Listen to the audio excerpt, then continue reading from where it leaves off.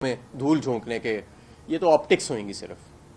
آپ کو پتہ ہے 2018 میں بھی مفتاح اسماعیل ایسا غیر ذمہ دار بجٹ دے کے چلا گیا تھا، ملک ڈوب رہا تھا، اور یہ جناب صاحب انکم ٹیکس کے ریٹس کم کر گئے اور پتہ نہیں کیا کیا کر گئے، اور وہ ساری چیزیں جو ہیں وہ بعد میں آ کے ریورس کرنی پڑی. جو بھی قائم مقام حکومت آئے گی وہ پھنس جائے گی جو ان کے بعد آئے گی، جس طرح کا یہ بجٹ پیش کر رہے ہیں. اور میں آپ کو ایک اور بات بتاؤں، میرے ذرائع یہ بھی کہتے ہیں کہ ایک بہت بڑی وجہ ہماری آئی ایم ایف سے اور عالمی اداروں سے دوری کی اسحاق ڈار کی مسلسل غلط بیانی ہے.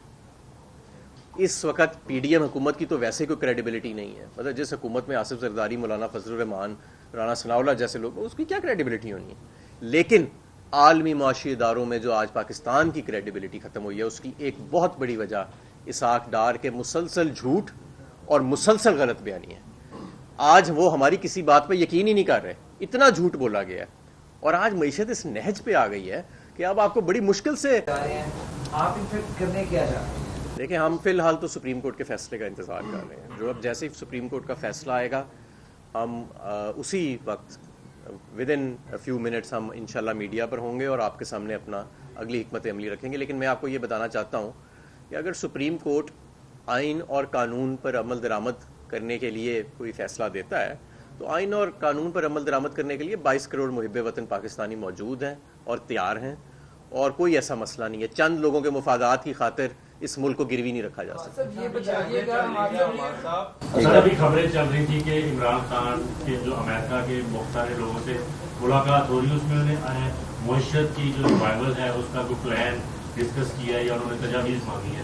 آپ بھی رہے ہیں اس وزارت سے ریلیٹڈ، تو آپ یہ بتائیں کہ اگر پاکستان تحریک انصاف کی گورنمنٹ اگلے جو 2 یا 3 ماہ میں اگر الیکشن ہوتے ہیں آ جاتی ہے، تو آپ کے پاس کیا پلان ہے؟ کون سی چیزیں ہیں؟ دیکھیں، دو چیزیں ہیں. پیٹرول کتنا کم کر سکتے ہیں اور ڈالر کتنا؟ جی میں آپ کو بتاتا ہوں.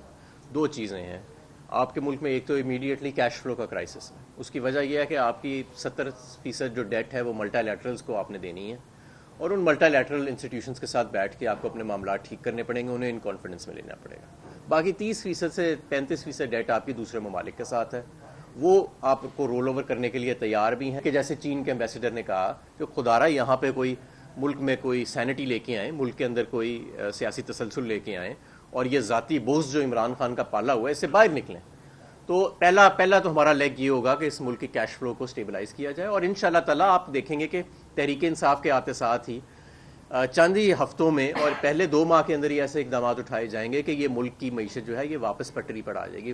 سخت اقدامات ہوئیں گے آئی ایم ایف کو واپس آن بورڈ لانے کے لیے، لیکن ملک کی معیشت کو پٹری پر لایا جائے گا. دوسری چیز یہ ہے کہ اس ملک کی کیش فلو کو، ایکسٹرنل فائنینسز کی جو کرائسس ہے اس کو سٹیبلائز کرنے کے بعد آپ کو ان پیرلل اسٹرکچرل ریفارمز کرنے پڑیں گے، جس کے اندر پرائیویٹائزیشن شامل ہے، جس کے اندر انرجی مارکیٹس کی ڈی ریگولیشن شامل ہے، جس کے اندر tax to G D P آپ کا جو 11% جو ہم چھوڑ کے گئے تھے اس سے کم ہو کے 8% پہ آنے والا ہے اس سال، اس کو دوبارہ ریوائیو کرنے کی بات ہے، تاکہ یہ آپ کا جو مسلسل فسکل ڈیفیسٹ ہے، آپ کو پبلک ایکسپینڈیچر کا مکمل اوور ہال کرنا پڑے گا. آپ کو جو محکمے ڈیوالو ہو چکے ہیں وفاق میں، وہ محکمے ختم کرنے پڑیں گے، اور پھر جا کے اس ملک جو ہے یہ واپس پٹری پر آئے گا. تو یہ بہرحال ایک لمبا موضوع ہے. یہ بتائیے گا، آپ نے پہلے بھی جلسے کیے، لانگ مارچ کیے، اور حکومت کی جانب سے آپ پر تشدد وغیرہ کیا گیا، اب آپ پھر سڑکوں پہ آ رہے ہیں. تو رانا ثناء اللہ پہلے ہی کہہ چکے ہیں کہ آپ لوگ آئیں گے تو آپ کا علاج کیا جائے گا، تو پھر کوئی ایسے دنگے فساد ہوں؟ دیکھیں، بات یہ ہے کہ ہم تو آئین اور قانون کے نفاذ کے لیے نکلیں گے، اور اگر کسی نے آئین اور قانون کے نفاذ میں رکاوٹ ڈالنے کے لیے ہم پر تشدد کیا تو تھوڑا تشدد جو ہے وہ ہم پہلے بھی سہ چکے ہیں. ہمارے لوگوں کو تو کیا کچھ نہیں کیا گیا، اور اس ملک کے لیے جو کر گزرنا ہے وہ انشاءاللہ تعالیٰ پھر کر گزریں گے آئین اور جمہوریت کے لیے. لیکن ہم کو غیر آئینی یا غیر قانونی یا غیر جمہوری قدم نہیں اٹھائیں گے. یہ سب کچھ آئین اور جمہوریت اور سپریم کورٹ کے فیصلے پر عمل درآمد کے لیے.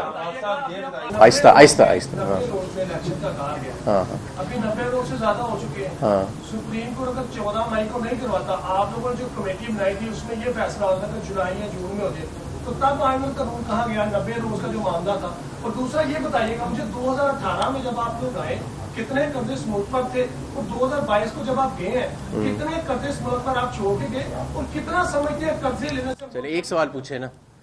دیکھیں، جو قرضوں کی بات ہے، جتنا پچھلے سال 1 سال کے اندر تقریباً میرا خیال ہے 1000 ارب جون سے لے کے اپریل تک ہم نے قرضہ لیا تھا، اس حکومت نے 3300 ارب روپیہ لے لیا، یعنی اس سے 3.5 گنا زیادہ اسی مقدار کے اندر قرضہ یہ لے چکی ہے. اور ہمارے جو آخری 2 سال تھے کووڈ کی وبا کے باوجود پاکستان کا debt to G D P ratio نیچے جا رہا تھا. اب سوائے پی ڈی ایم کے ملک میں کوئی وبا موجود نہیں ہے، لیکن پاکستان کا پچھلے 12 ماہ میں debt to G D P ratio اوپر جا رہا ہے. دوسری بات آپ نے کی کہ یہ سپریم کورٹ نے آگے کیوں کی تاریخ، بھائی ظاہر ہے اگلا بندہ ڈیٹائی پہ آیا ہوا ہے. سپریم کورٹ نے حکومت کو بار بار موقع دیا کہ آپ آئین اور قانون کے تحت چلیں اور الیکشنز کرائیں، اور جو لاجسٹکلی پاسبل تھا الیکشنز کے لیے 2 ہفتے آگے کرنا وہ انہوں نے کیا. ظاہر ہے کہ یہ بہتر تو یہ ہوتا کہ 90 دن سے 1 دن بھی آگے نہ جاتا، لیکن یہ اس لیے کیا گیا کہ ان کو موقع دیا جائے کہ انتظامات کرا لیں اور کوئی بڑا قدم سپریم کورٹ کو نہ اٹھانا پڑے.